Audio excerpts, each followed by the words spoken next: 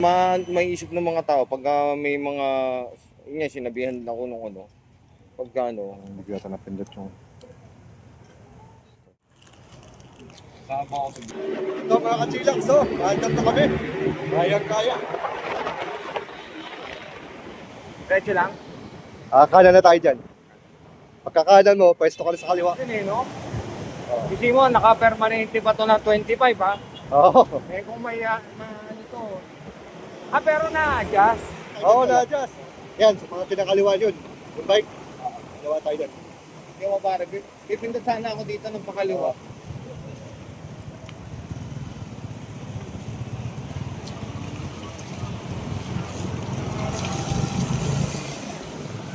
Diretso lang tayo.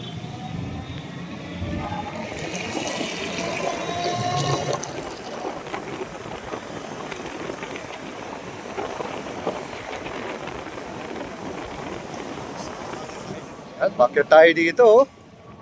Incline, kaliwa to lang. Kaliwa. Tagal na ako dito dumadaan dito. Kalento ako lagi nadaan eh.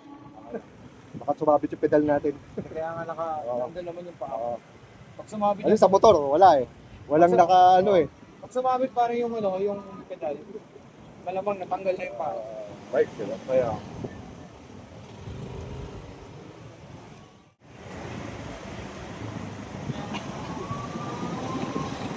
Baka sabihin, na-flat dahil ang bigat natin. Ayun lang. Yan, ang gulong sa harapan, buo pa, disc brake. Ano natin, ang bigat oh. Oh, yan oh. Buo pa ang frame. Baka sabihin Oh. Buo pa disc brake, buo pa gulong. Ayan oh. Yung upuan oh, nakayanan ako to no. Imagine mo, hindi mong malaktot. Grabe no? Oh. Napakaganda. Oo. Buhay na buhay pa. Napakagandang modification. Lalo na siguro, ma-improve pa nila yan na mas maganda pa. Nako, ang dami siguro. Lagyan nilang konting suspension para masarap yung upuan para parang ganito. No? Dalawa. Dalawa? Oh, bigat natin eh. Full throttle eh. Oo. Ayan. So okay na okay tol no? Oo, napakahusay. Pusay. Malaki. Napakalaki ni T1 Pro. Laki bagay din ng pahan. Kasi pare, sila nagpagawa nitong rampahan. Oo, sila. Bro.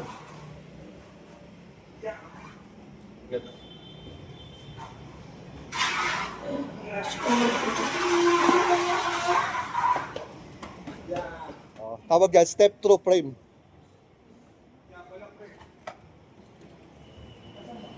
Yan.